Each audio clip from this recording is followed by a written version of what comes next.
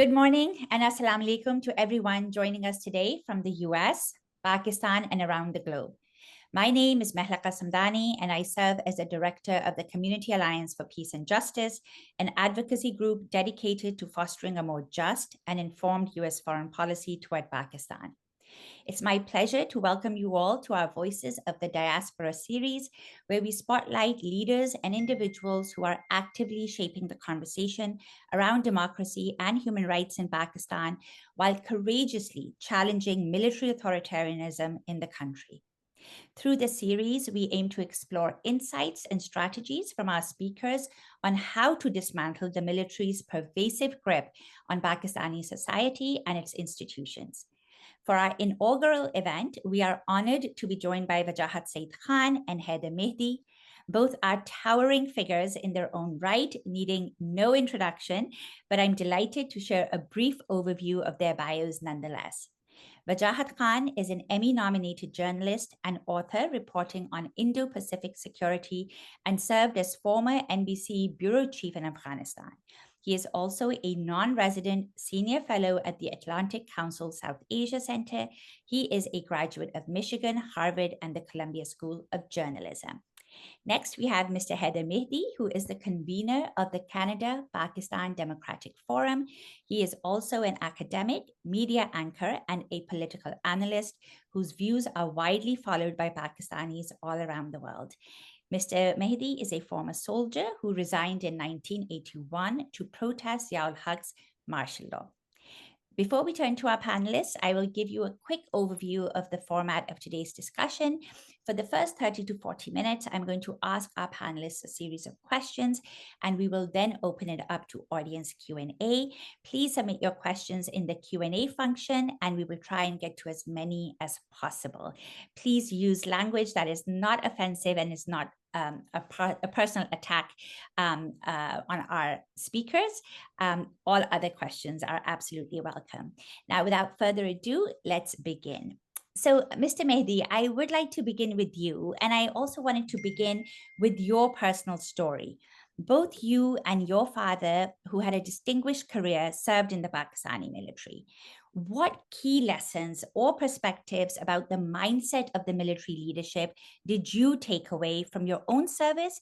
And also, how has that shaped your current opposition to the leadership, and especially General Asim Munir and other top leaders in Pakistan? Thank you very much, Malika. Thank you very much for inviting me. Assalamu alaikum, Wajahat. Welcome. Malika, quick one.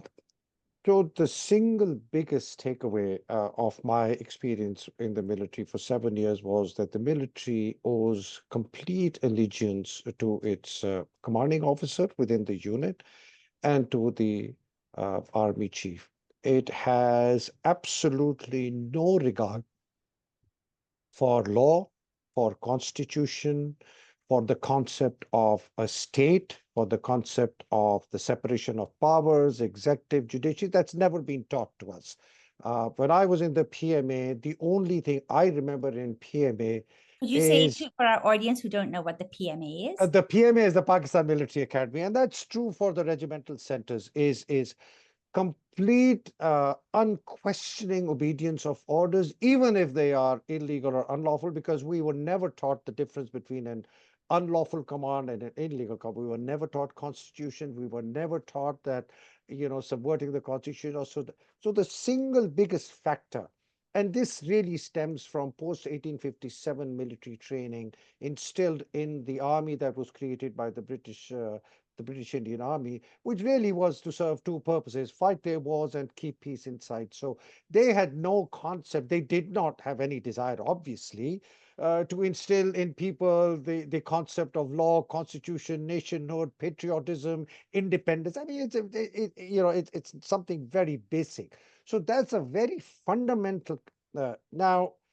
And I say that because I'm guilty of it myself. When the 1977 martial law was announced by Ziaul Haq on 5th, even though I was a very aware young man, I was politically astute, took part in student politics and all that, and voiced my anger against Ayub Khan, even I didn't question that. I put in everything, my berry, my, slung my rifle and, said, go there. We went there.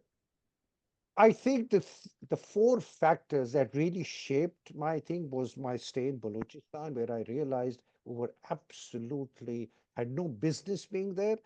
And then the martial law completely solidified that we had no business to be running the country. And that's why I resigned. It took me 4 days. My father's legacy is very interesting. I mean, he served in the British Indian Army, very colonial. But here was this young officer who was actually communicating and writing letters to the Qaid-e-Azam while he was a serving lieutenant in the British Indian Army, which was a court-martial offense, by the way. And then he donated money, which was 26 acres of land that he was granted because of his military cross, to a political party. So completely unheard of. Even today, I mean, imagine a military officer, captain, writing a open letter on his letterhead to Imran Khan and saying, I am with you, Imran Khan. It's the equivalent of my father writing to the Qaid-e-Azam in 1944. By the way, that letter was dated 14th August. So, and then I saw the same man who was part and parcel of Ayub Khan's martial law. He was a major, and then protesting against a foolhardy operation by the military in 1965 called Operation Gibraltar, when he was Group Commander SSG, which cost him his job, his career, and everything. And so I have seen that, and that's the legacy. I mean, here's the man who actually hung outside the train of the Qaid-e-Azam when he was traveling to train.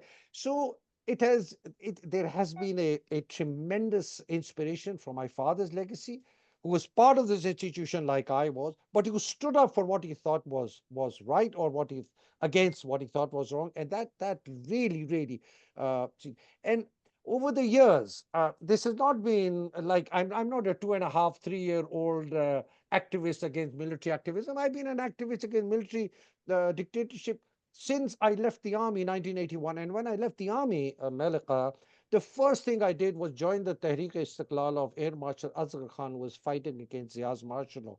Having said that, I honestly, for many years subsequently, always thought that we were the better of the two rogues, the civilians versus the military. We were still better. We were still honest. We were still disciplined. We had the good of the country at heart. No more. I'm completely convinced. I was blind then, completely blind then, later on half blind.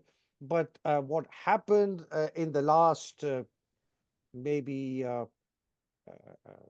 10 years, and I'm talking post Musharraf. I'm talking Musharraf and onward, so maybe more than that. That completely solidified the view that this is not a professional national army. It's a mercenary army, and the only way forward, and I will probably wait for a few more questions from you on that. But really, the only way forward for Pakistan is to change this military's mindset. If it is not changed, Malika, there is no hope for Pakistan. We cannot, this military with its current mindset, its complete rejection of any form of authority, law, rule, regulation, policy, constitution, complete rejection. They pay lip service, but complete rejection, as we can see now with Asim Munir and what Bajwa has done. Pakistan has no future. Well, thank you so much, Haider Saab, for sharing those insights. Very illuminating. We will come back with more follow-up questions, of course, regarding your remarks. Wajahat, let me now turn to you. You've become a vocal critic of Pakistan's military leadership in recent years. Yet you once had a close connection to the institution, right? Even spending time as a journalist embedded with it in the tribal belt. What experiences or observations from that period stand out to you? And how does it shape your current approach to this institution? Also, how do you think the military perceives its own role in Pakistan? Thank you, and good morning from New York to both of you. I hope you're both well. This is an excellent chance for a former soldier to weigh in. I'm, of course, not talking about myself, but Haider, But it's interesting when we have a saying in journalism, famous one. We're taught it at the very basic level that you're only as good as your sources. And when you spend a lot of time with the military, as I did, you, well, become as good as your sources. You really get inside their head. You really try to understand what this great mythical beast known as the Pakistan Army is. And just to be very clear, and I used to say this on all my assignments, anytime I landed, and not just in the tribal areas, but in Balochistan or the line of control or the Indian maritime border, whether I was on a Navy ship or a Air Force squadron, usually when I'd chopper in and land in and get to know the guys and start talking and figuring out what the story is, I'd be very clear that reporting on the army is not reporting for the army. There's a slight difference. We're not there to do propaganda schemes. We're trying to tell an interesting and important story. The reason I chose personally to pivot away from mainstream political reporting, which I did, but less so because there's so many other people doing it, and try to concentrate on really understanding and emphasizing the importance of getting inside the head of this animal, the world's fifth largest military machine, the world's only nuclear-armed Islamic military. It was difficult. It was difficult, firstly, on a personal level. A lot of colleagues did not agree that I should spend so much time and risk so much. When you're out there on the front lines, you're getting shot at just like the rest of these guys. When you come back to your hometown, you're targeted by the bad guys, the terrorists, just like the rest of these guys. So you already put yourself out on a limb doing the story, but the story was really important because Pakistan was going through a great tumult. Pakistan was going through the deadliest period of the war against terror in the post-Musharraf era. This is the Kiani years and the Rahil years. And unfortunately, those metrics of casualties, fatalities, incidents, terror events are being revisited again. Now we're back there.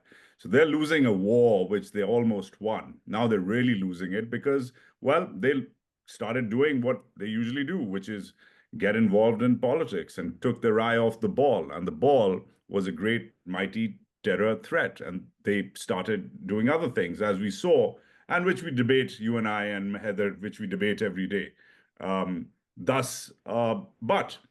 to Haider's point about how the army he served in has supreme, I guess you can say, just everything is with the unit commanding officer, the CEO, the colonel, or then, of course, the army chief. It's interesting, when I used to visit these units, there's a unit somewhere out there in the furthest reaches of Balochistan, at the end of the world, right there, the tip, somewhere lost between the tip between Iran and I can tell you it is Chakratangi where I was. Yeah, so lost somewhere there, and you'd see two pictures, Melka. You'd see two pictures. You'd see the picture of the colonel commandant of that unit. If it's the Baloch regiment, you'd see the picture of the colonel commandant, and then the picture of the army chief in that unit. Those are only two photographs in that unit.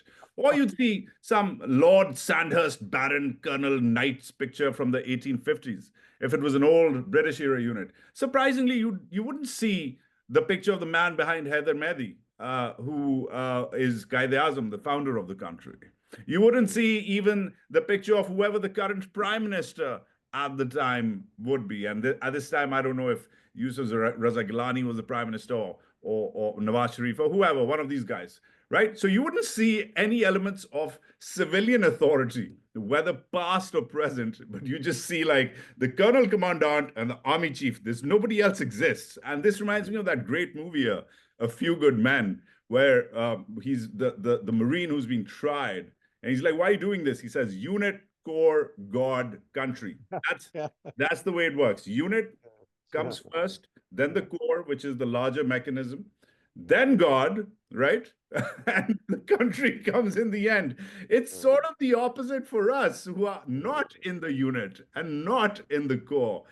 And that's why I think this great tragedy remains, that the Pakistan army is the Pakistan army, but a lot of Pakistanis don't get it, appreciate it, understand it, study it, dichotomize it, debate it. And that's why I did what I did. A lot of my colleagues were not happy, but how could you not understand this great mighty beast which has been ruling you for 7 decades without really studying it intellectually, academically, journalistically?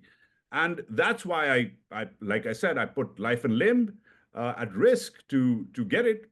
And as they say in Urdu, na inki dosti achhi hai, na inki dushmani achhi hai. So being a living proof of that great muhavra, Yeah, I must say that I hope I've answered your question. That the only thing I really got away from it is that their strength is their weakness, and their weakness is their strength. The fact that they are one of the world's most disciplined organizations is not just something they laud about. They're a remarkable presence in the global security arena, whether it's the United Nations or the global counterterrorism effort. yeah, They're pretty good, but that problem itself, when it comes to civilian control, becomes a problem, because what is a legal order in the battlefield, which they go on to deliver absolutely. really well, becomes an illegal order in the streets of Lahore, Karachi, or Quetta, or Islamabad, where they are forced that same discipline which they execute with impunity in the battlefield should not apply to the streets and the stadiums and the classrooms and the lecture halls and the courts and the Absolutely. I and the mean, they have no parliament business. Absolutely, they have no and the business being parliament of Pakistan. And right. that's unfortunately where there's this the slip between the cup and the lip, and Yeah, that's where our debate starts really.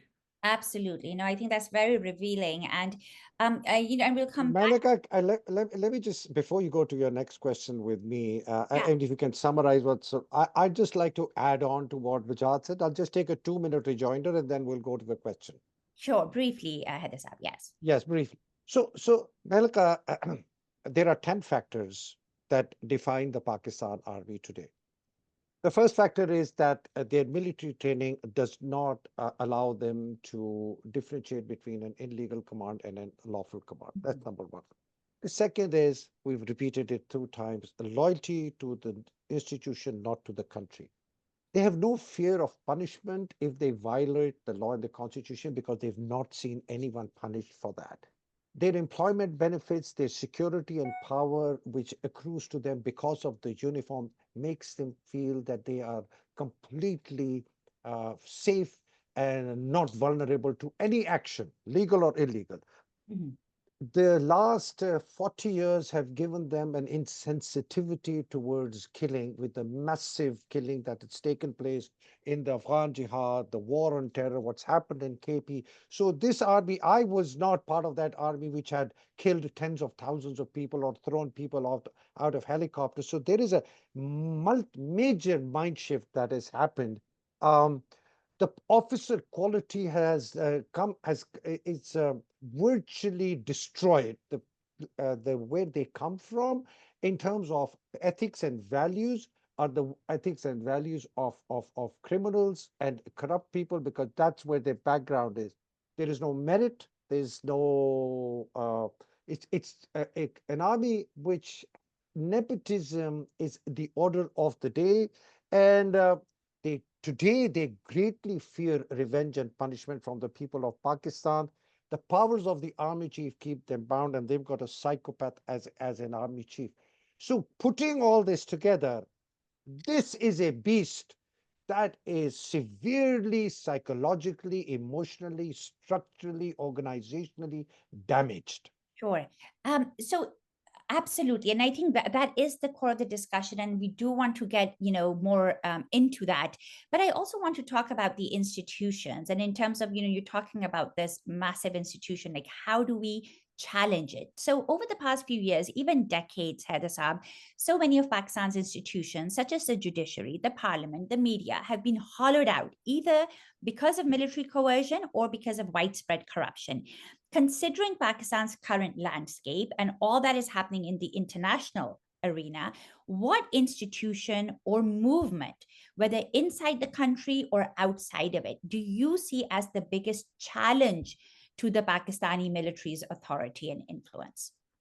Thank you. I'm going to take this on from where Wajahat left off, and he said their biggest weakness and their biggest strength. Uh, the Pakistan Army's biggest threat is from within the army because it is hanging literally by a thread, which is the army chief, the authority of the army chief. So as soon as the authority of the army chief is challenged, and it's historically we've seen it challenged by within the generals, right? So Ayub, Yahya, Zia, it was not overtly challenged, but covertly challenged. They blew him up. Musharraf, Kiani, and the lot. So that's one way. That weakness, as soon as four generals gang together, walk into Asif Munir's office and say, "Sir, I think you're not unwell. You're unwell, and you really need to see a doctor." And this Major Wajahat Hussain is going to escort you to CMH. That's the end of Asim. It's as simple as that. Honestly, I'm telling you. And then somebody else will come over, and but nothing else will change. A face will change. In this particular situation, I think Asim's removal by the army generals may actually save Pakistan unless we then descend into chaos. So one is the army itself.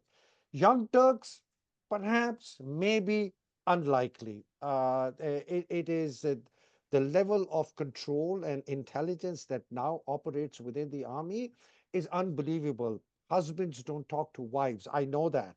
I know officers, serving officers, generals, they don't talk to their mothers. They don't talk to their brothers. They don't talk to their sisters. They don't talk to their nieces and nephews. They're so scared that somehow they. So young Turks are unlikely. People on the street is the second biggest challenge. And I think that is something that Asim is scared of. Streets flooded to bring the country to an economic standstill. That's what scares them. Not a demonstration and a speech in Sawabi or a speech in Karachi. No, no. A flooding the streets. So that's a fear. And he's kind of tried to address that by killing those people on the 26th of November to instill so much fear that don't you dare come out on the street.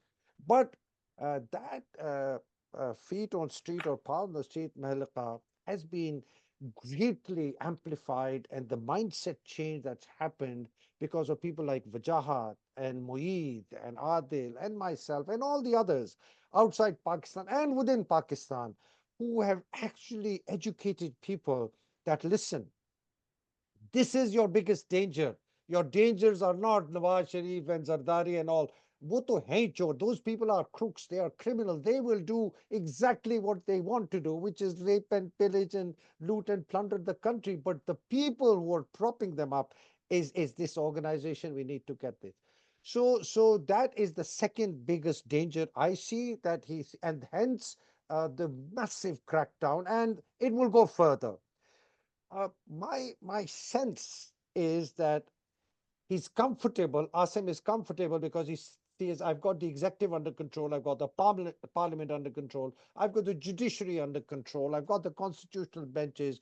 People are scared to come out.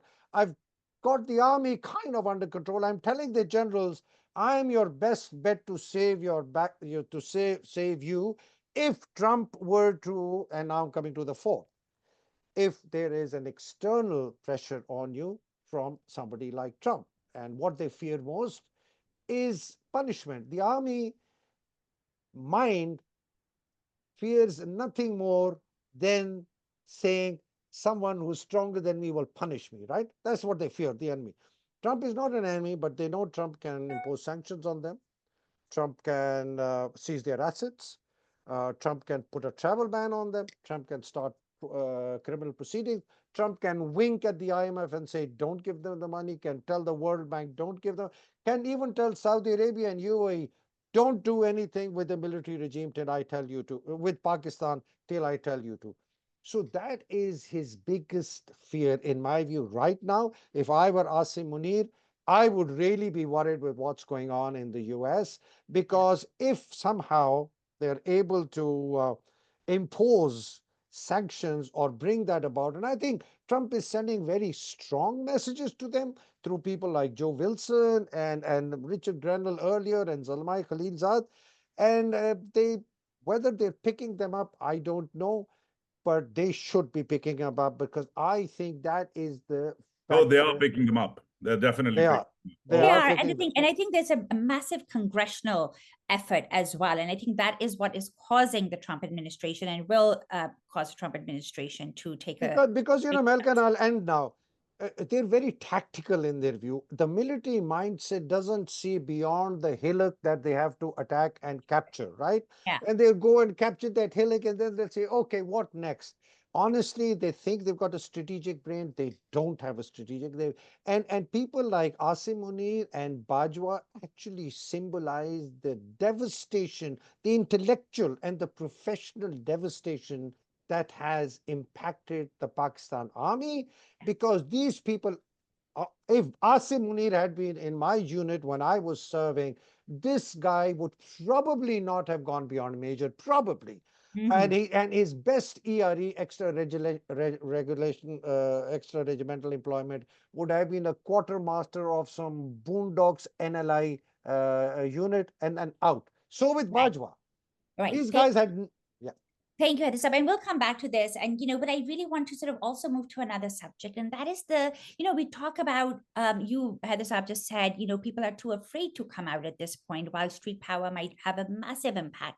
But Wajahat, I really wanted to talk about the repressive environment in which civil society actors, pro-democracy activists, human rights defenders have to operate within Pakistan, right? So as a journalist, you have witnessed firsthand the challenges faced by your peers in Pakistan.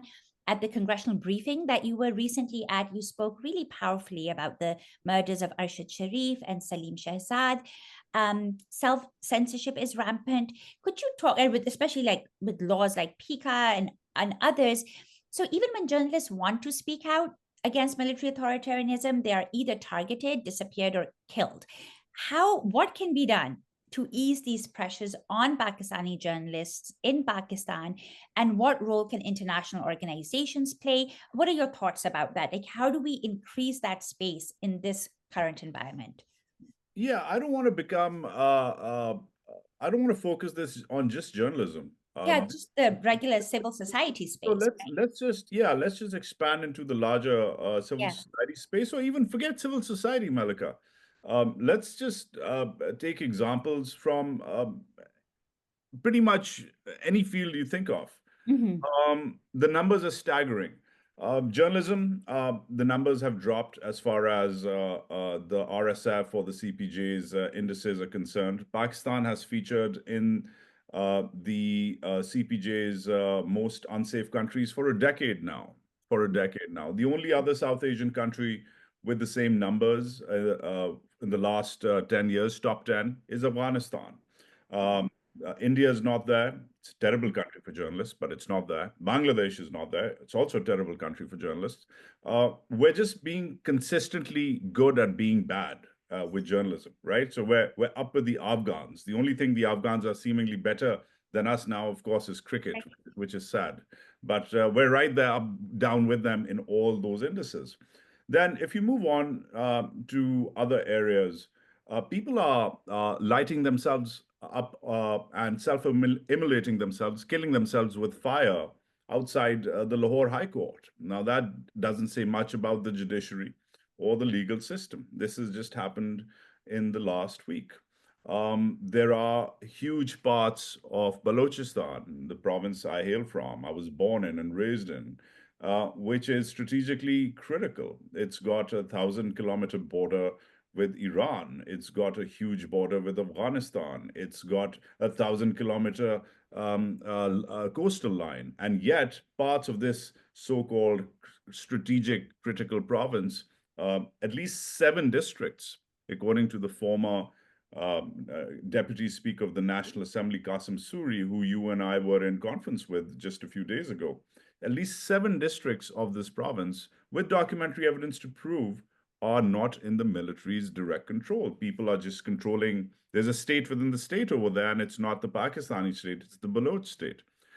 Now, in this entire, we can start going on. I can give you personal examples of people from my family who won't even call me anymore. My best friend refuses to talk to me. He just sends me WhatsApp music videos, and whatever message he wants to send, he'll send through a Guns N' Roses video or something. It's ridiculous because people are being watched. Now, People are watched in all countries. This is not surprising. Pakistan is not a standout state. In this country, the one I'm in and you're in right now, there are laws which allow the authorities to listen in to Right. conversations. Those laws are passed by Congress, and then Congress empowers the national security agencies of this country to go on. But there's a process through which we get there. And there's a trigger point through which that process is propelled. 9/11 happens, the Patriot Act comes. It's very simple, right? Quick, and so action, reaction. Now, and then, of course, the best part is that once the Patriot Act does come and these national security agencies here start doing their thing, then the debate really begins. Is it too much power? Is it too intrusive? And then civil society weighs in. Somebody makes a movie about it. Somebody makes a documentary about it. Somebody writes a newspaper article about it. And then those powers are whittled down. The guardrails of society, the judiciary, the Congress, filmmakers, lawyers, journalists, the guardrails come back and they check the expansion of powers. That's the way. Right. So in Pakistan, though, what do we do with that? So the key question there is guardrails. There are no guardrails anymore. What are guardrails? Guardrails are those things on the side of the road which basically make sure that when you're driving down at 100 kilometers an hour, you don't veer off and you don't go and kill yourself and everybody else in the car or down there with you. The guardrails are gone. Let's just quickly go through what the guardrails are. The parliament, the biggest guardrail, which checks authority and drafts legislation. The parliament today is captured by the parties named by Haider. But more importantly, even when those parties fail to deliver, then actual intelligence agents enter the parliament and bulldoze legislations through by abducting, kidnapping, harassing, torturing, and arm twisting parliamentarians. So the biggest guardrail is gone. The next guardrail, of course, is the judiciary.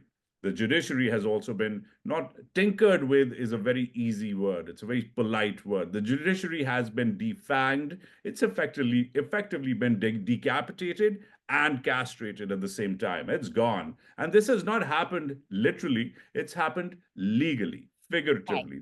There's a new amendment in place. Third guardrail, civil society. What is civil society yet?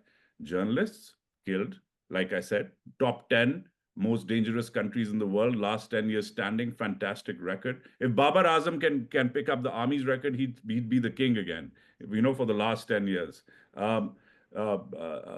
NGOs driven out, activist groups gone. In fact, not just gone, but actually labeled terrorists. Two examples are the Baloch Yakjati Committee, fantastic women-led, young people-led, civil society-led, Baloch-led activist group. Now, the Baloch have a lot of problems. I'm from that province. Some of those problems are exaggerated. Most of those problems are real, but they are angry.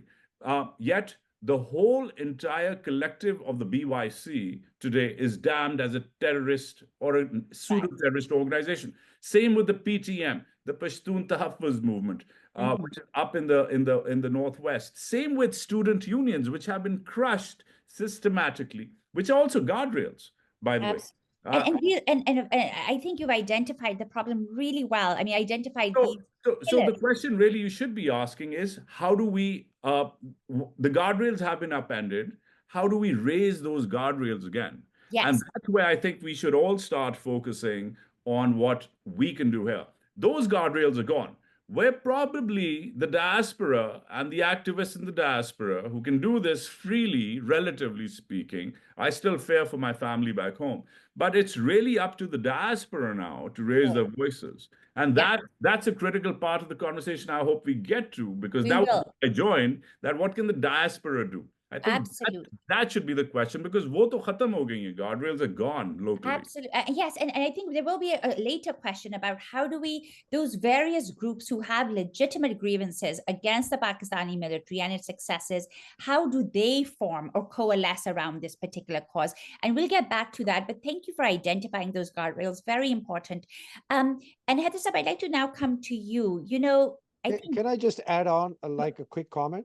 Okay, a very quick comment, please. Yes. Very quick. I know you. I know you. And then why don't you add your comment after Malika? Yes, after I've asked the question, so you can begin with responding. How about that? It's like वो क्या कहते हैं सवाल चना जवाब गंदम. No. You can start. Yeah. I'm okay. I'm okay. Let her propel the conversation further. Yes. So I think one thing, guys, that we've seen that has been unprecedented, right, over the past 3 years. And Haider Saab, you've said that you have been militating, have been active against the Pakistani military's leadership and its authoritarianism for decades now. But in terms of the larger Pakistani society, I think one thing that has emerged, which is groundbreaking really in our context, is that the Pakistani people have become increasingly aware of the military's role, right, in violating the constitution, electoral fraud, political interference, and rampant human rights abuses. That had always existed, but nobody had quite woken up to that, right? So I just want to come back to your role at this time, and how do you view your role and the role of the diaspora in this shifting awareness, and what difference do you think these efforts are making? Huge. I think it's, and I'm not talking just about myself. I'm really talking about people like Wajahat here, Moeed, and many others. I think the difference specifically from people like myself and Adil Raja, and a lot of people run the poor guy down, and part of it is that he says things that he should not be saying in public.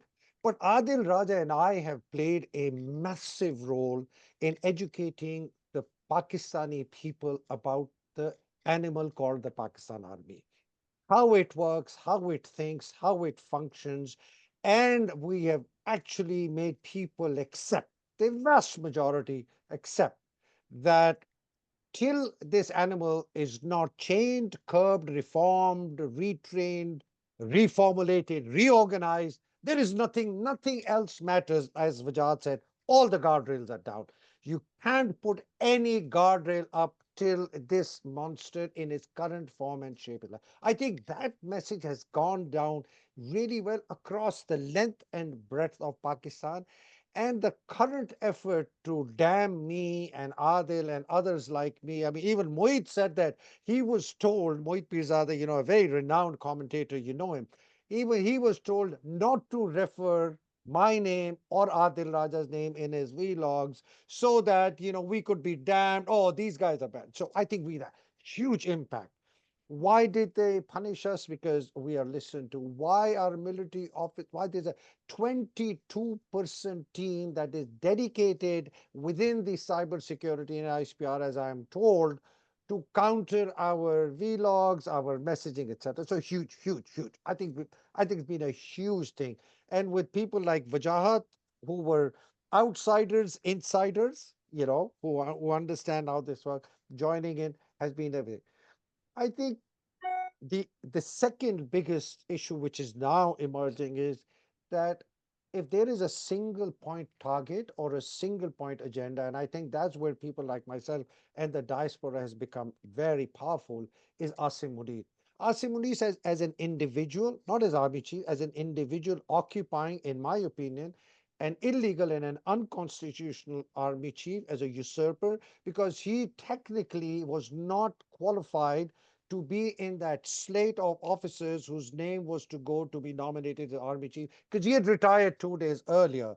And there's a whole other story about how he managed and swung that. He should actually have retired in September or October. Anyway, so the single point agenda today in Pakistan is getting rid of this guy because he is mentally unstable. Everyone has said that. I've had it from the a retired chief psychologist of the Pakistan Army, who says 100% this guy is mentally unstable.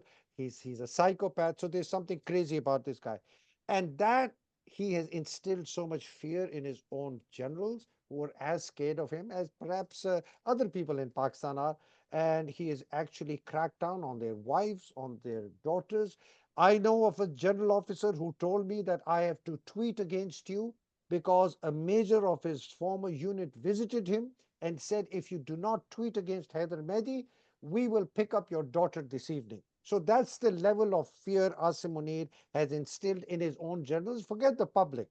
So if there's a single point agenda, and that's where I think people like me and others our voices are strong, is get rid of Asim Munir. If you get rid of Asim Munir, there's no guarantee that things will be wonderful. But if you get rid of Asim Munir, the level of fear within the army at the senior level, the generals, the major generals, the brigadiers, is going to go down. The level of fear that exists within the judiciary, the civil services, the police, the executive institutions will go down. And there is hope. And I'm just saying that. And there is hope that the judiciary may begin to exercise independence. And there is hope that the person who takes over after Asim is removed by these 4 officers who go and say, you're sick, go away. Because that's the single point. Because I tell you what is the alternate, and I'll end there. Melka, the alternate is horrible. The alternate is that this corrosive acid that is now flowing all over Pakistan has destroyed all institutions, removed all the guardrails. What do you think is logically going to happen? This institution itself is corroded and full of acid. It cannot even fight and defend its own territory against a ragtag, so-called ragtag separatists in Balochistan and a BLA and all, who can capture a highway, broad daylight, and for hours and hours and hours, nothing. So what's going to happen? The system will crumble. What's going to happen? The criminals will take over. The underworld will take over. The drug mafias will take over. The separatists will take over. All the external forces they want to destabilize Pakistan will take over. There is a very strong possibility that the Pakistan army may even split from within if it comes to that level. So that is a horrible scenario because we're talking Armageddon, we're talking destruction, we're talking civil war, we're talking anarchy, we're talking, you know, uh, a insane mobs ransacking DHAs and the GHQs and the Chaklalas. And I guarantee you, all these sipais with rifles, they're going to run with their rifles to their own hometowns to save their family. I want, and that's the fear. I and people are telling you, listen, Asim Munir, whether you like it or not, whether you love him or you hate him, this guy is going to cause your destruction. He's Right. going to cause your houses to be burnt down. He's going to cause your families to be subjected to very inhuman torture. So I'm not trying to kind of build a huge a fear or a burning platform kind of scenario, but I'm telling that that's what's going to happen. That's what happened to Libya, happened to Iraq, that's happened to Syria. When the institutions break down, when the Right. army becomes weak, what do you happen? The system crumbles, right? Right, right. So yes, increasing destabilization, we're absolutely seeing that. I am going to turn to Wajahat. This is my last question to you, and then we're going to open it up to audience Q&A. I will ask our audience to please submit your questions in the Q&A function, and we'll try and get to as many as we can.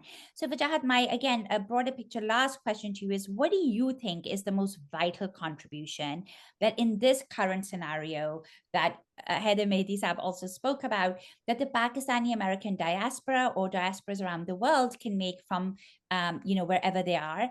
And how do you see yourself influencing this conversation about the Pakistani military during this really pivotal time? I think I have the 3D strategy. I've learned this from the army. They have these funny words, the 5 Rs and the 3Ds and the 10 Gs. But my 3Ds are delve, debate, and deliver. We need to delve into the subject as concerned diaspora members, whether we are the Pakistani American diaspora, which is around 1.2 million, whether we are the Canadian diaspora, which is growing in numbers. The largest Western Hemisphere diaspora is Britain, which is not as sophisticated as it should be, but that is because of Britain's civil society manifest. But they are picking up the pace. And of course, the diaspora which is most disconnected, unfortunately, is the Middle East diaspora. But that's because they live in police states. There's huge numbers of them. They dwarf the rest of us in numbers. But unfortunately, they are quite disconnected because of the repressive regimes they live under. So they're a different conversation, my friends. in the UAE or Saudi Arabia, Oman, Bahrain, Kuwait, etc. But let's just concentrate on the Western Hemisphere, on us. Delve, debate, and deliver. By delving, we really need to start understanding, reading, organizing exactly what we're doing right now. Somebody just said only 700 people, as a Tana, probably one of the paid ISI trolls who troll our lives, said only 700 people are watching this broadcast. What are you going to do? I think 700, by the way, my paid ISI friend, my Mr. Troll or Miss Troll, 700 is enough, right? It took about half a dozen people to make Pakistan. That was the vanguard of the Muslim League. 700 is a lot more than that. So when we delve, we start getting to know each other. We start getting to work with each other, which is exactly, for example, how this is happening. You and I and Haider met in New Jersey. You're not from New Jersey. I'm definitely not from New Jersey. Never going there. Haider's not from New Jersey at all. And yet we met in Jersey, and here we are working together in our second or third project together. And that's what delving is. The next, of course, is debate. And by the way, delving means that join your local organization. Join, if you're in Texas, there's groups out there who are working on all sorts of issues. Some are working on domestic abuse, but they are now pivoting towards this. Some are helping autistic children of Pakistani descent, but I've noticed that those groups are starting to pivot towards this cause. So join your local organized group, join your local student union, join your local caucus, however it's organized. Get to know your local community. Don't live under a rock wherever you are. So that's one. Two is debate. Debate is natural. It should be allowed. It's healthy. And out of debate comes this. I might not agree with a lot of what Haider says and vice versa. And yet here we are conversing together. So that's the next level is debate. But debate isn't just amongst ourselves. Debate also then takes us to the next level, to our congressional representatives. This is a democratic country. In fact, if you're in Canada, America, Britain, you have local representatives. Engage them, talk to them. Don't just talk to them about the local masjid needing repairs or your local high school team needing funding. You can say that, listen, I feel threatened. My chacha, mama, dada, property, whatever, best friend who's back home feels threatened because of policies your government has had a role to play in. I need you to speak up for me and fix this. And that's where the whole understanding of transnational repression and fighting it through your own outreach comes. That's debate. That's next. So don't just debate like this or on WhatsApp with each other. Right. There's a lot of Pakistanis on a lot of WhatsApp groups all over the Western Hemisphere, calling each other names, calling each other traitors, calling Imran a hero, calling Nawaz a chore. Stop that. That's good, but stop that for a minute. Leave that WhatsApp group. Get up. Go to your local congressional rep, even go to your local mayor. Maybe she or he will connect you to the local Congress member and start talking to them. That's the most basic thing you can do, is to reach out. That's debate. And the next level, of course, is deliver. Start delivering or helping leaders like you, Melika, you've arisen as a leader of the Pakistani diaspora. Like Haider, I don't consider myself a leader at all, but I'll tell you what, I'm not a follower of a damn thing. But overall, there are people who can help deliver, and those are the movements you should join. Some of these movements are shoddy, some of them are disorganized, some of them are super politicized, but try to find, through the best way possible, the best people who can represent you and deliver for you. This is a very transparent system. There's a front door to everything.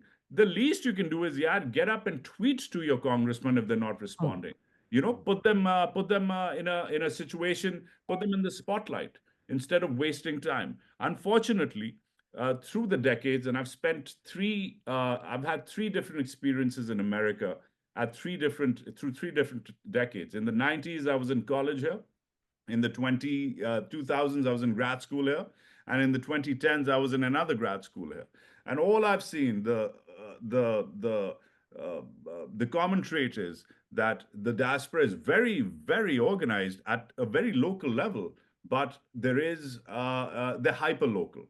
They also confuse their zakat with their contribution to civil society. Making a mosque in Pakistan or a school in Pakistan, that's zakat. That's on you. But this is what Imran Khan calls jihad. This is different. This is another pillar of Islam, and this is another pillar of speaking truth to power is a very different concept. So, making sure that you're organized is something I've noticed is, mashallah, it's only changing now. And the greatest contribution, and I must say this openly and clearly, is that the greatest contribution, Khan is a lot of things. Khan has a lot of strengths and as many weaknesses. But the one thing that he's done through going through whatever he's going through and through saying whatever he's saying is that he's galvanized, mashallah, say the diaspora in such a way that this is happening. This was not happening in the 90s. This was not happening in the 2000s. In the 90s, we were in a repressive military regime. In the late 90s and 2000s, we didn't organize like this. In the 2010s, we were in the throes of the war against terror, Osama, drone attacks. We didn't organize like this. What is it that Imran Khan has touched upon? What nerve has he touched of the people of Pakistan, whether they're over there or over here, that has triggered them to do this? That's something we must really think deeply about and appreciate and work on. I know. And why does that resonate so much? Because so many of the people here in the diaspora, even who are working to bring democracy and human rights to Pakistan, they're not necessarily PTI supporters, right? They're not necessarily Imran Khan supporters, but just the message is so powerful that now is the time to hold the military accountable for everything that it's done. And we'll come back. We have a few questions. Oh, yes. Just a quick one. Malika, I missed the part about the diaspora. It's really, really critical because that was the question. So, he said 3Ds, I have 1D, which is destroy the cancer in Pakistan, which means to destroy the power of the Pakistan army's misuse and abuse, which means destroy Asim Munir currently sitting on that. And I think the diaspora has played a tremendous role. Because its role is educating and informing people within the army to move against Asim. Whether they do that or not, I don't know. They're educating and making the people aware in Pakistan. So, and what you just, Wajahat said and you said, Imran's message of collective well-being and a future-looking outlook is very different to what the Pakistanis were used to in the past, which was self-centered, individual, selfish, self-interest, and now. And these two became very obvious when we saw the by-elections in Punjab and we saw the 8th February. But the external factor in destroying Asim Munir and removing him from power and hoping for the guardrails to start to come up is what the diaspora can do really well, and it is doing really well. I think influencing Trump, the Pakistan Democracy Act by Joe Wilson, people like yourself, people like PakPak, people like First Pakistan Global, people like other organizations that are getting together to bring together a binding congressional resolution to impose sanctions on generals on Asim Munir, naming them, shaming them, having them criminally prosecuted. This is huge. I mean, this is nothing small. And if someone somehow they convince the Trump administration that if you stop the IMF from funding this illegal regime propped up by the Pakistan army through the IMF or the World Bank, stop the Saudi Arabia and UAE buying into shares in Reko and Balochistan, which, by the way, they'll be very stupid to do because they're not going to get a sliver out of that. The Balochi separatists are not going to let them go. I think the Pakistani American diaspora is doing an amazing job, has done an amazing job, and their influence is the only fear that Asim today has is the influence of the Pakistani American diaspora. And my appeal to all of you is, please don't fall into this trap. Please don't fall into his deception. Please don't be divided. Please stay united. Please work on a single point agenda to convict, to have sanctions imposed against Asim Munir and the generals, and with that, we hope to see the opening of the gates of a better, prosperous, free, democratic Pakistan. Absolutely. And I think both of you have answered a lot of some of the questions that our viewers have already put in there in the chat as well, and also in the Q&A function about what more could the diaspora be doing. And we can get to that. But I think there's a very interesting question that I would love for either of you to respond. It says, why did Pakistan Global and PAC have the US involved when they are the main reason for the turmoil all around the world and the main reason Imran Khan was ousted? I think that's a big question that people have. And who would like to answer that first? Wajahat, do you want to go next? Do you want to? I don't get the gist of the question. I think they're saying, well, when the US was involved and has been orchestrating regime changes, directly or indirectly in Pakistan and other parts of the world, why are we now looking to the US to become a savior of sorts for Pakistan? I think that is.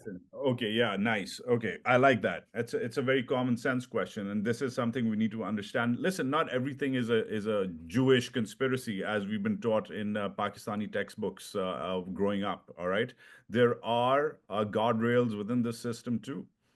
There are front doors through this system too. Sure, the Pentagon and CIA and other national security agencies of this country, this great country, I might add, have done some really terrible things with some just really good countries. Pakistan is among them. It's not the only victim of America's problems and crimes in the international arena. However, there is a front door here, and that front door is the legislature. It starts at the local level. It starts with your local mayor. It goes on to your state level representatives, your state Congress, and there is one. It then goes on to the Congress in DC. It goes up to the Senate. It goes up all the way to the White House.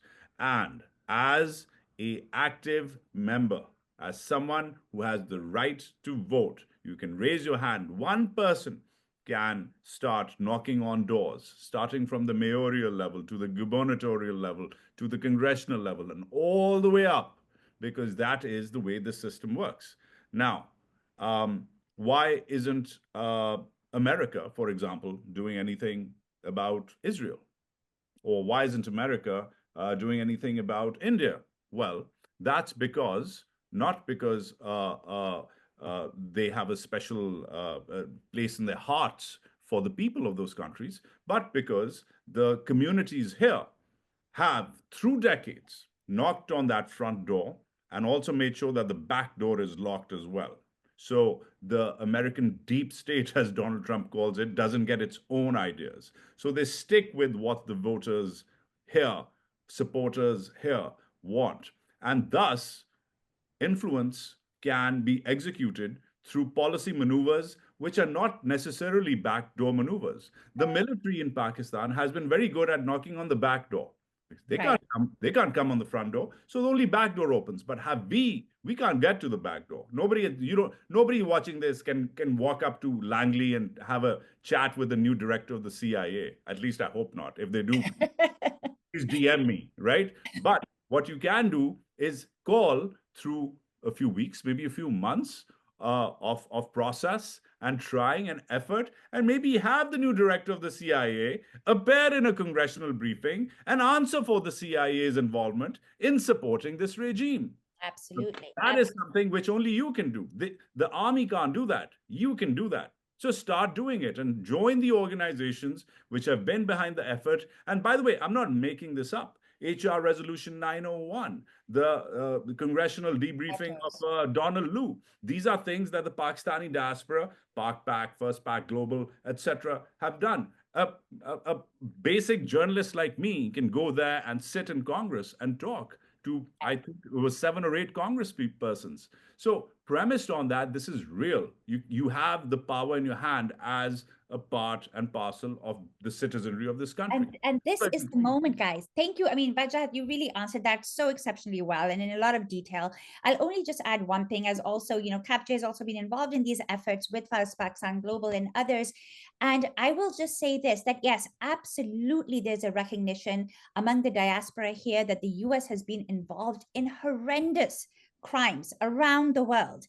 But we as American citizens only hold power with our congressional representatives. And those are the ones, and that is the power that we are trying to now wield. We are trying to engage with them so that US policy towards Pakistan and other parts of the world can be improved. That is the only way to get our legislators to apply pressure on the executive, because there is still a separation of power somewhat, and so that is the reason that we are agitating the way we are at this point. So thank you for your question. Thank you for your response.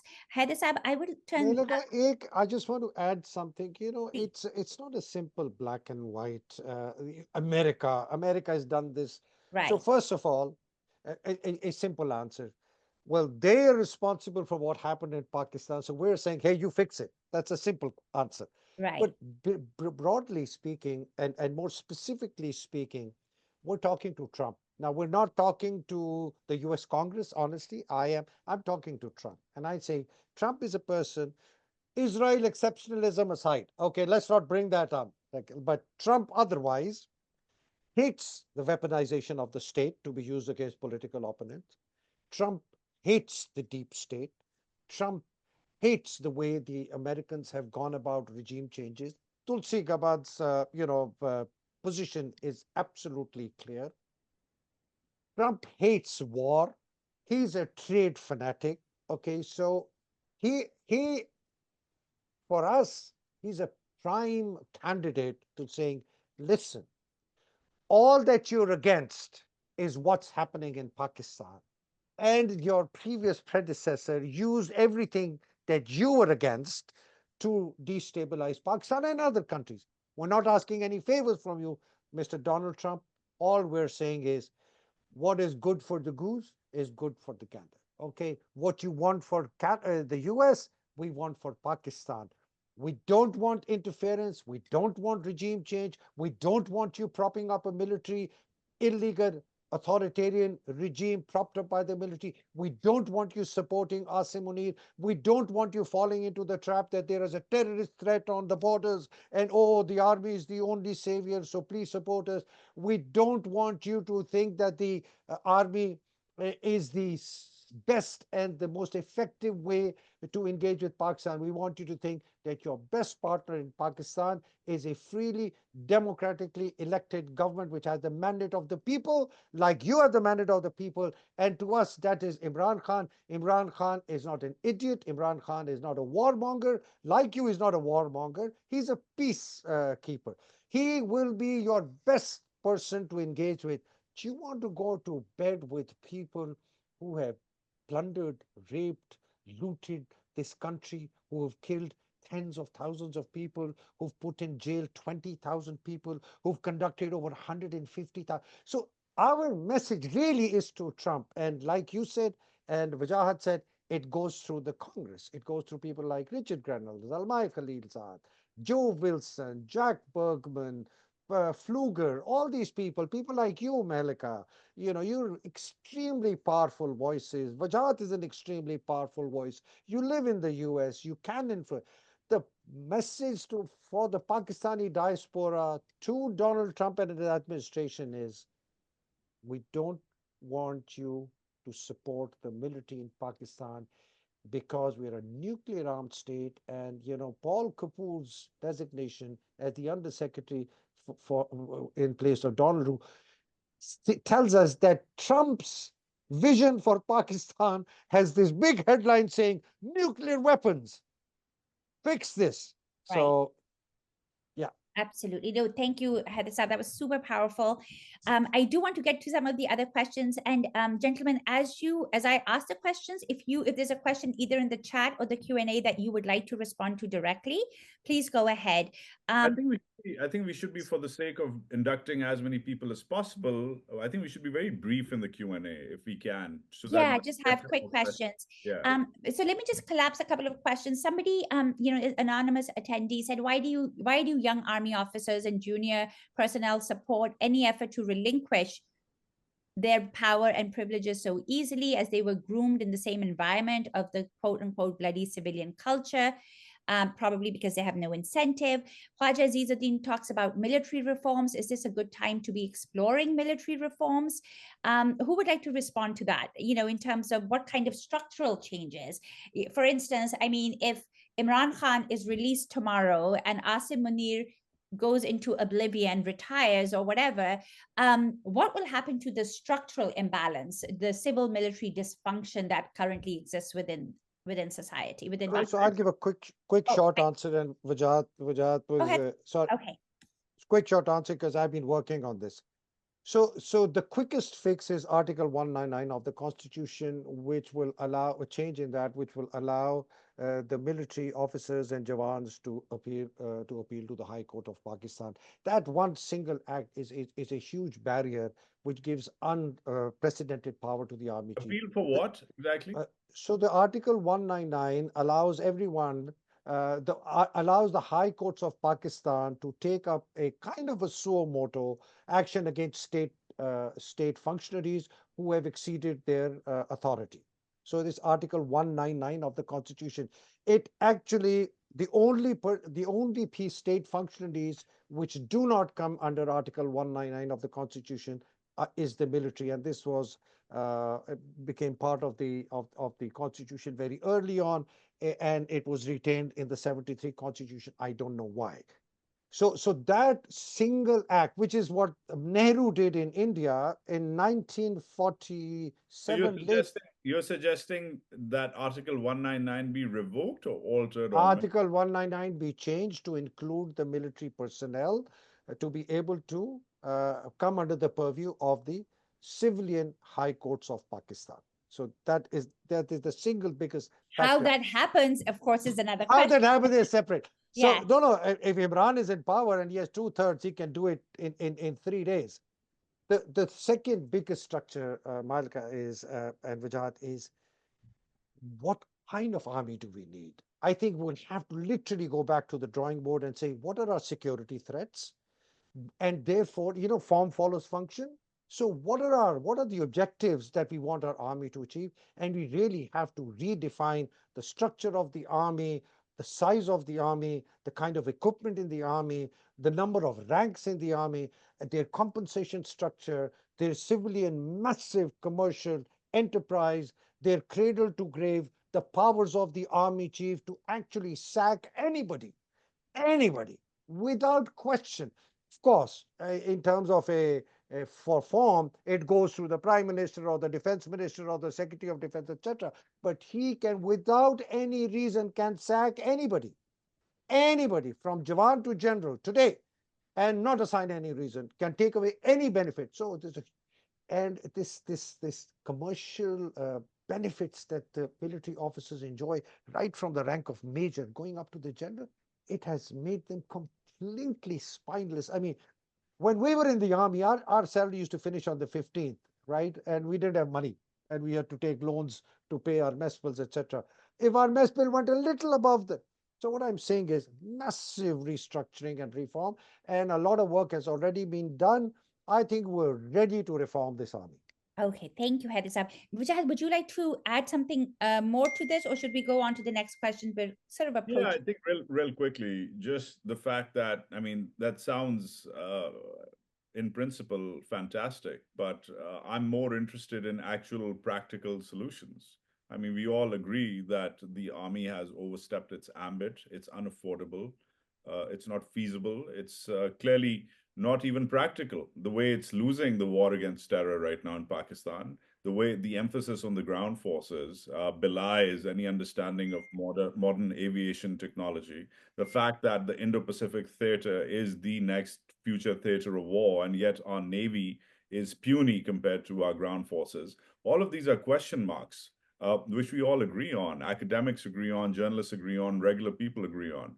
I'm more interested in practical solutions to reform the military.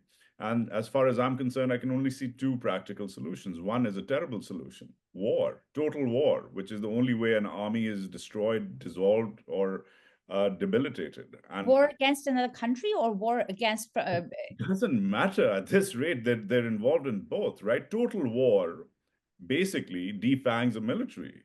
And Allah na kare, ke khuda na khasta, that ever happens to the Islamic Republic of Pakistan.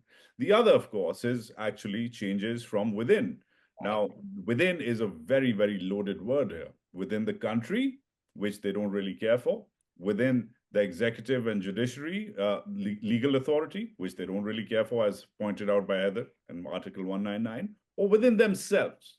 And I think that the most realistic way forward is for this military to start reforming from within itself. There have been shades, moments, not very bright ones, but definitely glimmers of reform which have happened.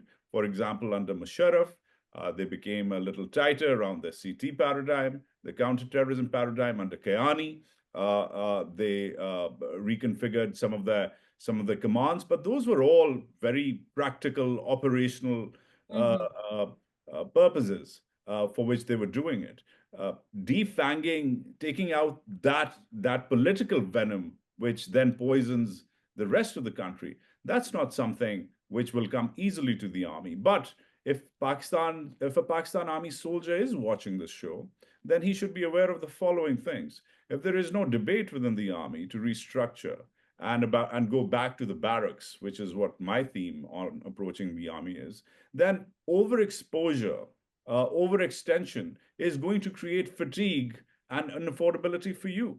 The more you overexpand into cricket, which you have, the more cricket will fail, which it has, and the worse it'll be for you reputationally, which you have seen. The more you expand into the judiciary, the worse it'll be for you, as you can see. The more you will get pushback, the more you expand. So go back to the barracks, do your job, and let us do ours. And trust me, you will do your job better. You will get lauded for it because you're just doing one job, and you will let us do our jobs. Right now, Yes. you're doing our jobs, and that's something where reform should be debated within yourselves. There's a lot of examples from other countries, for example, Indonesia, which I don't want to get into right now. We don't have the space for that. But I think practically the question mark is, can this army sit down and reform itself? And the simple answer is currently no, because as a famous military historian once said, the only thing more difficult than putting a new idea into an army is taking an old idea out of it. Well said. So Manika, I'd like to agree with my friend Wajahat, but unfortunately I can't. The problem is the mindset. They're never going to reform from it. It's a mindset. It's a culture. So yes, and I think both of you have sort of identified two very different approaches. I think Wajahat has said yes, only from the inside, and I think Haider Saab has said that is never happening, or it could happen, but he's saying that it really there needs to be external pressure. Because we've seen historically some minor changes, but the mindset hasn't changed. The only thing that will literally shock the entire army into submission is seeing Asim Munir hanging from the gallows and Bajwa hanging from the gallows. I'm honestly telling you, under Article 6, because because they feel safe. Right. So we're not endorsing on this program, not endorsing any kind of violence. No, I'm saying under Article 6. Yeah, let's be a little careful with endorsing violence. No, it's not endorsing violence. Hold on. I totally understand what you're saying. I want to cut this short. I want to come up with a practical solution. What you're saying is, as far as I'm concerned, correct, but it's also rhetoric. I think in it is not rhetoric. Practical solution. Wajahat, it is not rhetoric. Let me tell you why it isn't rhetoric. What is the? No. Hold on. Let me finish. Saying Article 199 needs to be changed or amended, as Malika pointed out, who's going to do it, man? Fine. So here's an article, but who's going to do it? How do you propose it be done? We are talking about the reform of the Pakistan army. Okay, if the Pakistan army remains as is, exactly the same as is with no reform, assuming Asim Munir goes away, a new army chief comes, nothing happened. We all agree on that. We all agree on that. How do we practically change this? So nothing will change. The practical, I'm telling you, Imran comes into power, if he does come into power, inshallah he will come into power, because I'm looking at the day after. I'm not looking at the day before. The day before, we've said, you can either get the army generals to remove Asim, you can get the Young Turks to remove Asim. We've gone through that debate, so we don't want to go into that vicious circle again. I am saying that the solution long-term for Pakistan is not the army reforming itself from within, because it will never happen. It is Well, an it's not going to impossibility. reform from without, except one. I have one practical solution, Malika. I have one practical solution where the army can be forced to reform. And it might not be the correct one, but it's really within grasp because of the events of the last few hours, actually. Joe Wilson's letter to Marco Rubio. Sanctions, targeted sanctions, not against the people of Pakistan, not against even the Pakistan army, but against the top leadership of the Pakistani military. Absolutely. And I think the targeted sanctions thing that we're all working towards right now as well goes to Haider Saab's bigger point, which is that of accountability, right? As long as these people are allowed to operate with impunity, this will continue. And so whether it's pressure from within or without, we have to hold military and civilian leaders who are perpetrating these human rights violations accountable for what they've done over the past few years, but also as the institution has done over the past few decades. So guys, I know that we are at the end of our time. We did have some amazing questions left. I think we should wrap it up. We could collapse 2 questions. Just let me know how you're doing for time. Do you have 5 more minutes? No. Both of you. If not, we can wrap it up right now because you've been so generous. Wajahat, another 5 minutes. Haider Saab is available. Always. I always have time for you guys. All right. Well, we do appreciate that. So I'm going to collapse 2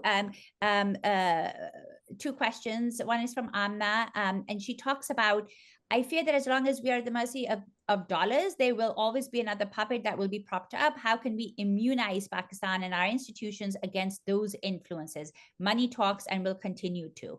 And then the other very good question is from Saira. She says, one of the arguments that is made on how the diaspora's efforts will ultimately be ineffective is that core US interests do not currently align with a democratic Pakistan that would pursue an independent foreign policy, something that Imran Khan had been doing. How do we address that and make a compelling case to elected reps and the Trump administration? Can you summarize that rather extensive question?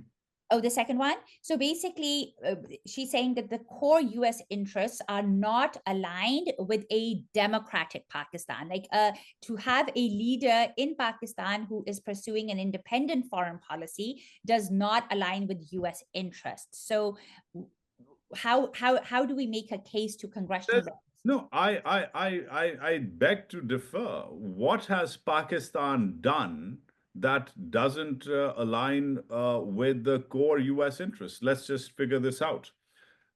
Firstly, the biggest core US interest, China. Pakistan follows a policy where it wants to balance between China and the US. It doesn't want to be pushed into China's camp. It said so privately. It said so publicly.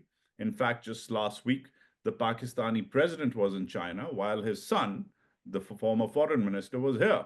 That is, even though they are puppets of the regime is speaking by saying that. But even when that hasn't been done, even during Imran Khan's time, for example, or any time for that matter, anybody who has had a mind of their own has always wanted to balance Pakistan's strategic interests between these 2 core principles. And Pakistan, by the way, is one of the only countries in history, in modern 20th century and 21st century history, to have balanced successfully till now, till this moment, between Beijing and Washington. Now, because of Washington's disinterest and pivot to New Delhi, is that the Pakistanis fear that one of their feet, which is in the US boat, is beginning to slip and falter. So that's really a US-India problem, not really a US-Pakistan problem. So that's the biggest core interest. Besides that, please tell me, what has any Pakistani leader, elected or even unelected for that matter, ever done which is not within US core interests? What did Imran Khan say in his 2.5 years in office that was anti-American? I think just a very small example of that. I don't know whether that is, for instance, bases, right, for over-the-horizon attacks in Afghanistan. Imran Khan was very explicit when he said absolutely not to that. Okay, Since his ouster, Imran said no to bases. Imran didn't say no to no overhead access. That's different, completely different problem. Mm-hmm, And that, by the way, bases don't exist even today. There are no bases, but the Americans still get away with whatever they want to get away with. right, And right. it was the same during Imran Khan's time. Absolutely not, was absolutely not the reason he was kicked out of office. Not the only reason, of It, course, it, of it course. rhetorically became that, but it was not cited as, all right, he said absolutely not to Axios, let's just fire him. That was not Of how, that's course, not how that's America simplistic, works. right? That is clearly not how Pakistan works. The Americans have had a security relationship with Pakistan, getting away with whatever they want to get away with for decades. Imran was not going to disrupt that. There was no disruption during Imran's time. All the aid programs were still working. In fact, the aid disruptions came during the Trump administration, which Imran challenged. So let's be very, very clear Good. that So that's a good there's clarification. nothing Imran or any other elected leader or Yeah. unelected leader in Pakistan's history has done. Everybody wants democracy. Everybody has said, let's solve Kashmir. Everybody has participated in U.S. National security efforts in the region. Nobody has ever gone eyeball to eyeball except one man. Yes, yes, Bhutto. Bhutto did develop the nuclear program and got threatened that he would pay for it, and he did Right, pay for it. That's a different story. So right. let's be very clear. That's another Melika, conversation. I Yes, want Haider to, Sabi, you have the last word, and then yeah, we will wrap. I have just want to address this question. So if I were Trump and what I've seen Trump doing, and when he sees the world and Pakistan, this is what I see. I see Trump looking at us through the lens of China, Mhm. Russia, Ukraine, Israel, Iran, Afghanistan, India. So what does he see? He sees trade opportunities, zero for Pakistan. But he sees great opportunities with China, with Russia. He's said that. He wants to cut the war in Ukraine, save more money. He wants to save Israel's, and he's talking about, all this funny stuff there. With Iran, he feels a terrorist threat. With Afghanistan, he may feel a terrorist threat. With India, he sees trade and he sees anti-China. So where does Pakistan fit in all this? Pakistan fits in his mind, current mind, two areas: nukes and terrorist threat, right? That's his mindset. Now he has to decide, if I have to deal with Pakistan and engage with Pakistan and kind of mitigate this nuclear arsenal that they have and limit the terrorist threat, limit the influence of Iran vis-a-vis Israel, etc., limit the Afghans' ability to generate terror, kind of limit China's ingress of a trade route through CPEC, etc. Who is my best partner to deal with in Pakistan? That's really the question he has to ask himself. And the answer is it the military under Asim? Is it the military under another general? Is it Mhm. the People's Party or the Muslim League, or is it Imran? Really, that's it.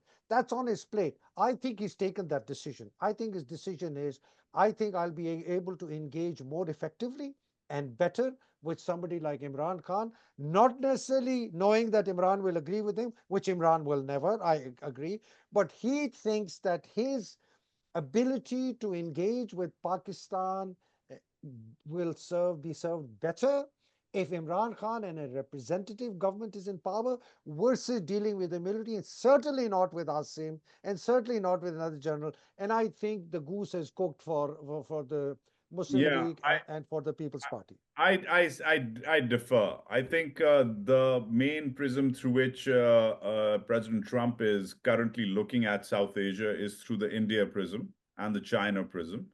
And the China-India prism make it quite clear that the military must be engaged with. The military has been behaving itself vis-a-vis India. The Pakistani military has been behaving itself vis-a-vis India. Signs of misbehavior are starting to emerge, by the way. And the military has largely been also cozying up with the Chinese. The Trump must understand one thing. In fact, anybody who's working for him must as well. That the Pakistani military has been a partner. That's a very, very loose term, very, very loose term. They've been a partner with the Americans for whatever reason. Heather calls them mercenary. I don't completely disagree. But here's the very fact: this is now becoming a cancer that is going to pretty much consume the rest of Pakistan. There's not much going to be left if you keep on relying on this partner. And this partner, by the way, if you are in the White House, or if you are in Congress, or you are a congressional aide, if you are watching this, this partner is an unreliable partner. This partner may have been a reliable partner a few decades ago, but especially since Afghanistan and their policies there, when they were taking your aid with one hand and then giving the Afghan Taliban refuge on with the other, which led to over 2,000 US military deaths, over 2,000, by the way, goes on to underscore, and I'm not even going to remind you about Osama bin Laden being found in the military garrison town, which is something, by the way, they never really investigated. You might have investigated it. They didn't investigate it. So premised on that, the fact that the Pakistan military is still seen as a reliable partner is extremely short-sighted for the United States, because not only has it done bad to you, as President Trump said 6 years ago in a tweet that we've given $33 billion in aid to the Pakistanis, but they've only given us lies and deceit. Well, President, you're wrong. You gave $33 billion in aid to the Pakistan army, and they gave you lies and deceit. We didn't. Our representatives are much more over the counter, over the table, and more honest. And if you don't give those representatives, elected representatives, a chance, then this unreliable partner is going to do exactly what it's been doing for decades: take from one hand and destroy from the other.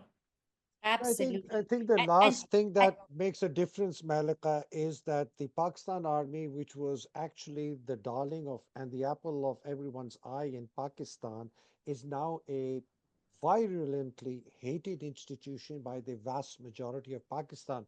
So a fundamental paradigm shift has taken place in Pakistan, and this partner, which people believed in, and hence the Americans were able to use it because it had the goodwill of the people, is now universally the most hated institution in the army. So that paradigm shift was completely changed the way the Trump is looking at Pakistan.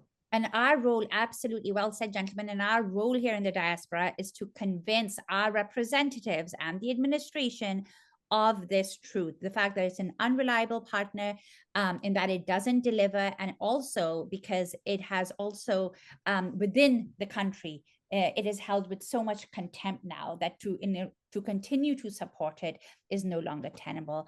And with that, I would like to extend my heartfelt gratitude to both Wajahat and Haider for sharing their very profound insights, their personal experiences, and very, very bold perspectives with us today. You know, with both courage and clarity, you have illuminated the many challenges facing Pakistan's democracy and the urgent need to confront military overreach. So with that, thank you so much for being here. To everyone who joined us, thank you for being part of this conversation. We hope you will join us for future events in our Voices of the Diaspora series, which is just getting started. This was just the first conversation, and we will have more voices in the mix in the next few weeks and months. And please stay connected with us for future events, and let's keep this momentum alive. Wajahat and Haider, again, thank you so much. Thank you, Malika. I'd like to thank Haider for his time and you for your time, and especially the participants, both on Zoom and on YouTube who were watching this. Really appreciate it. It was awesome. It's the best part, again, is to for me is to always try to do what I say and preach is those 3 Ds, those delve, debate, and deliver. So I hope you do that as well. Absolutely. And, you guys I would end with my D, which is destroy the state. Thank you, Haider Saab. And again, both of you, thank you for setting such a powerful tone for this series. And I hope that, you know, other subsequent events will be just as good. So thank you both. Thank you, everyone. Thank you, Malika. Until next time. Thank you to all the audience. Thank you to everyone. Thank you, Wajahat. Khuda Hafiz.